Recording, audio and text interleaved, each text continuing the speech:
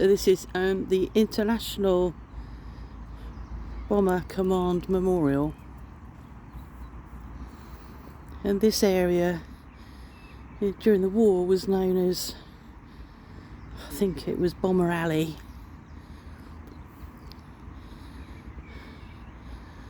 And I'm not going to tell you what that plane is. I think it's probably, no it's not. Well, it could be a Lancaster, but I'll be in deep trouble if I've got it wrong. And I can't walk across the grass. Yes, I was right. They do nothing but Lancasters. Oh, that's it, and you get annoyed with them because they're missing out the Halifax. Halifax and probably several others. Yeah. Whitley, Wellington. Okay.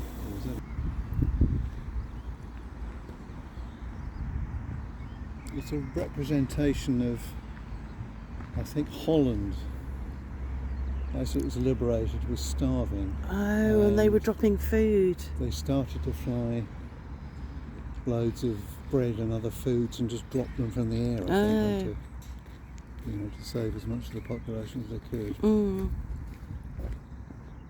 That's a good job I got you with me. Oh yeah.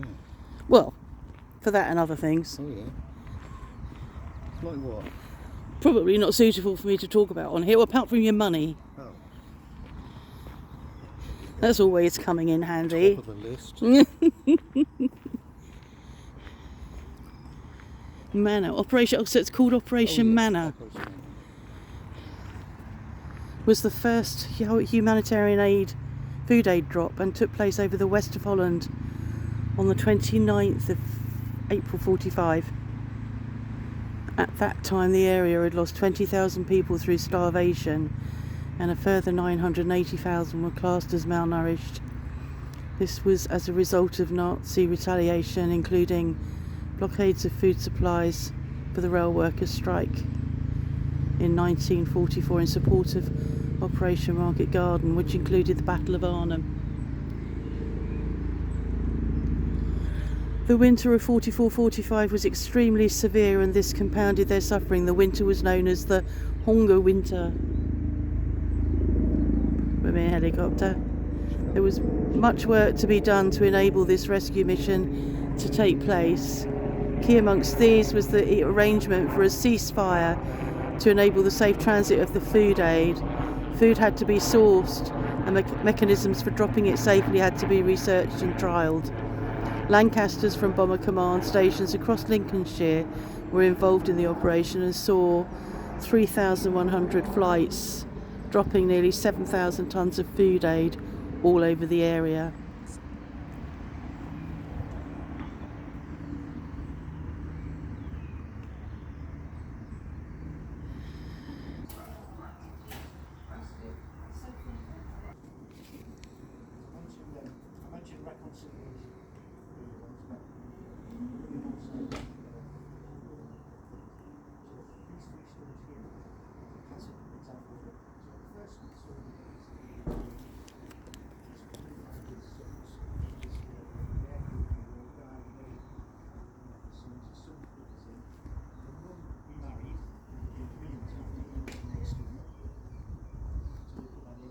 Trying to find some Dirk Hartman is a German air enthusiast, and he has been finding locations of crashed German bombers for years, and he thought, well, it's a safe principle for a British bomber, let's do it.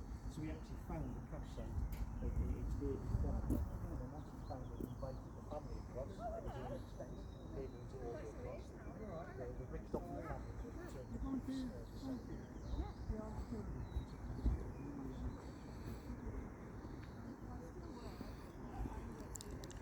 I was just about to say that's a shame, the cathedral's in the mist, but it isn't, it's a power station.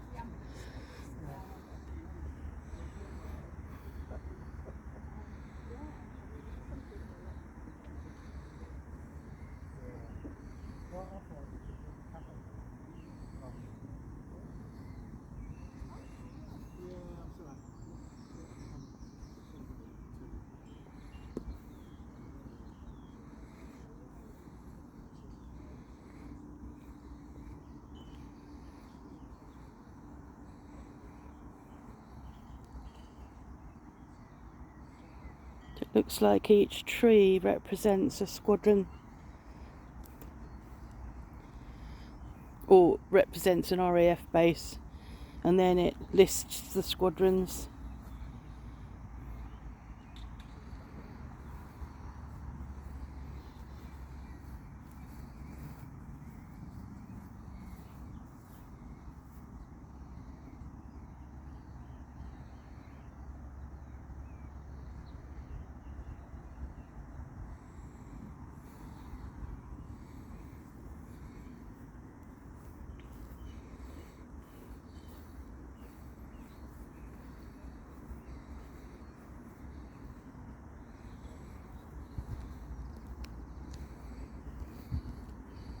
Yeah, it's a Halifax named on there. Mark was complaining they forget the Halifaxes.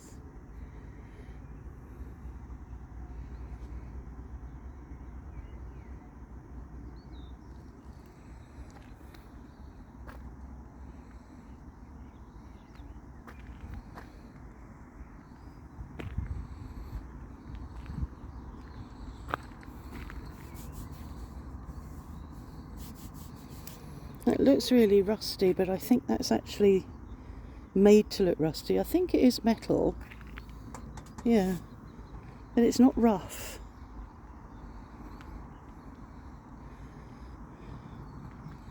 So I'm at the W's. I probably need to go over there to be at the A's. I'm not going to go all the way round.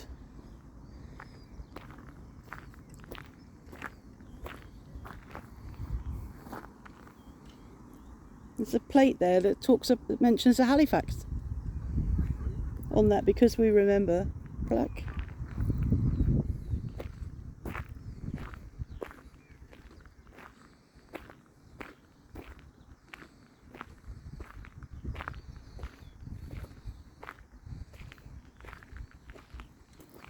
Oh, that's confusing. There's W's here, Y's here.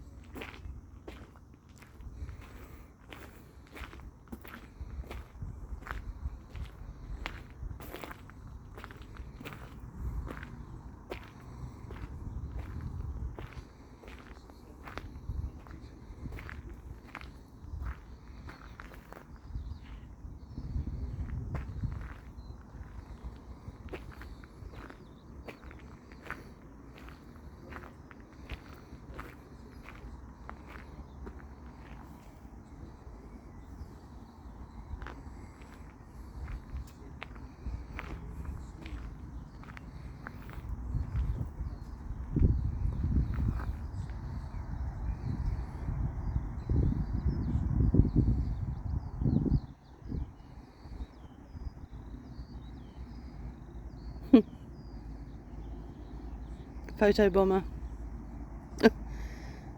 Yes, not a play on words.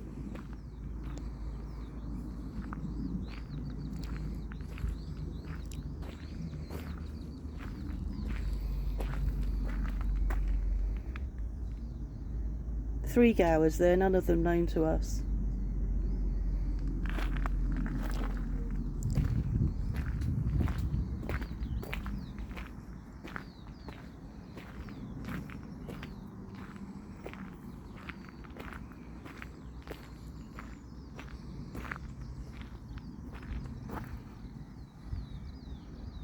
I've got a feeling that's the height of a wingspan. I'll have to ask Mark. Of a Lancaster.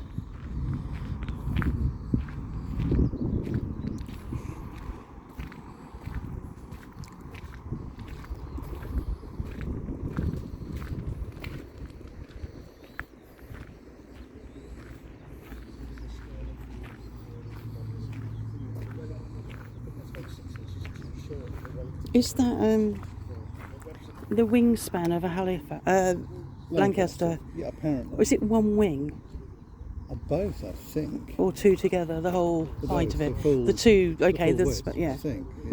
Yeah. That's too much, isn't it, for just one?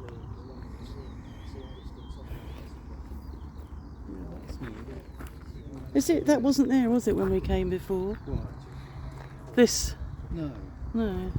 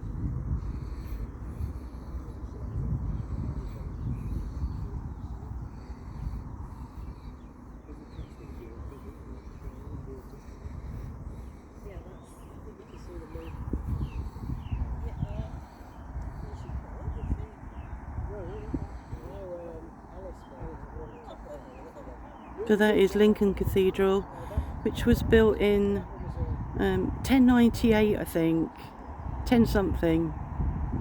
It didn't actually open. I think it was another 200 years. That doesn't make sense, does it? But I think that's what I read. It was once the tallest building in the world. Back in 1098. I don't know how tall it was back then.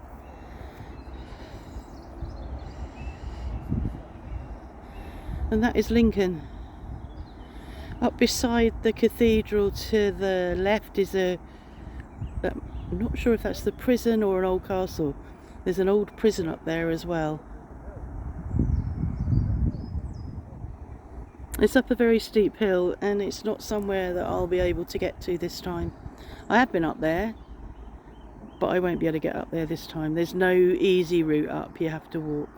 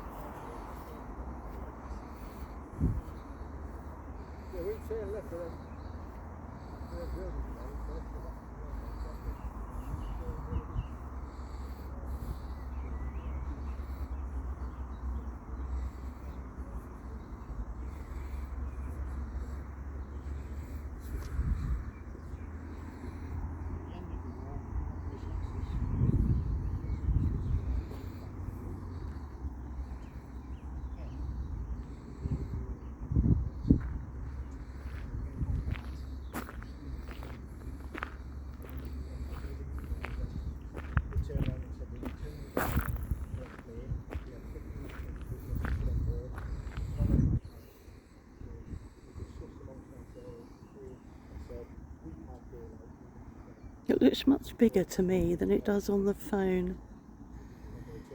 I thought it would stand out more.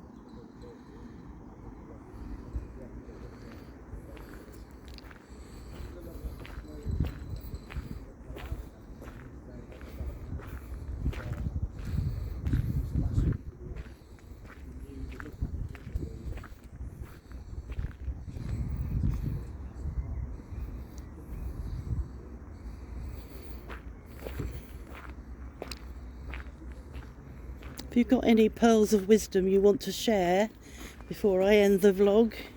What? I suppose.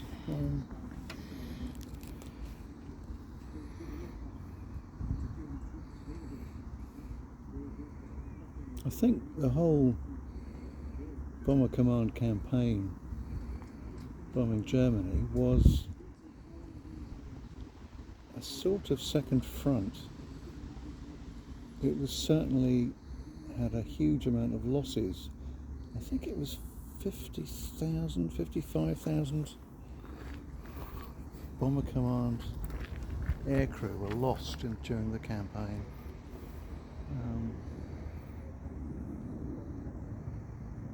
And for a while it was the only way that Britain could fight back. All right, fighting in the desert too. And it took some time for the bombing campaign to become accurate enough. There was the Butt report. I can't remember what year. They studied, I think, bombing photographs very carefully. About 1941, 42, I think. I can't quite remember now. And it found that a very small percentage of bombers were dropping their bombs within 5 miles of the intended target. Ooh. After that, they tightened up a lot. They developed pathfinder techniques with particularly good, accurate, well-navigated crews. They used electronic means to find the target, oboe, H2S, that started carrying a ground mapping radar that helped. And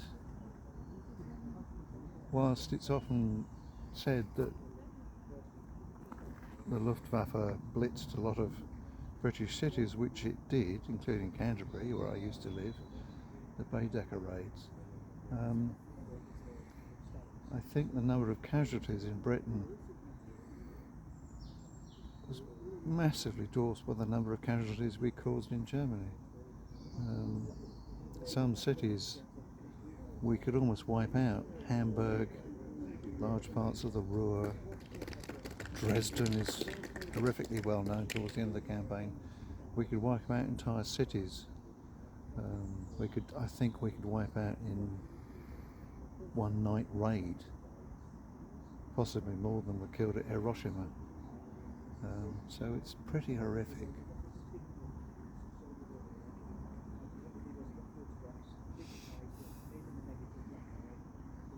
I'm going to stop.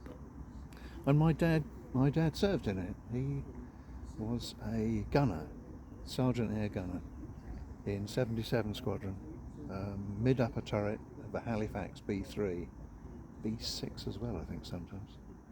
So he had a turret with 4 machine guns, and he was serving from February 1945 to the end, and I think it was 13 missions in total. But he used to say, I think like many sons, I didn't ask questions because I didn't know what you ask. Now I would have a better idea, but of course he's gone. But he used to say the only reason he survived was because of how late he was getting into the actual combat. And I think that was down to his age and, well, other bits and pieces, I suppose. Terrifying for crews. He said he knew crews that could only fly when they'd had a fair bit to drink. Not heard that elsewhere. I think his turret was hit by shrapnel once or twice. I think otherwise he came back every mission, I think.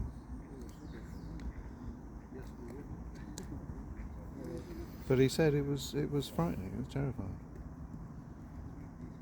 And I think he did quite a few day missions, because by that stage it was safer. And he once said their formation was attacked by Messerschmitt 262, the jet, the first fully operational jet aircraft of the Luftwaffe. He said it went past so fast he couldn't turn his turret fast enough to keep up with it going past. Quite how close it was, I don't know at all. But and it would appear from one of the earliest missions, there was a German night fighter about to turn in on them from the side, I think, and attack them. And he spotted it and fired he thought he'd hit it, but because there was no confirmation, it wasn't even a probable. So, you know, it's just one of those things. That's the way it was. I don't quite know. I can't remember now whether it was day or night, but the normal procedure was as soon as you spotted an enemy aircraft about to attack you, as a gunner particularly, you called for a what's called a corkscrew manoeuvre.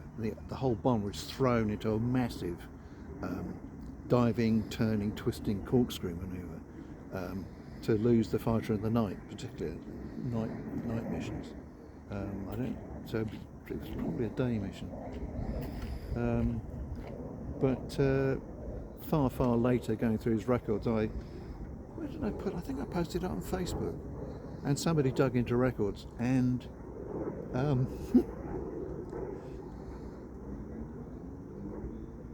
it would appear he did shoot one down from Luftwaffe records. So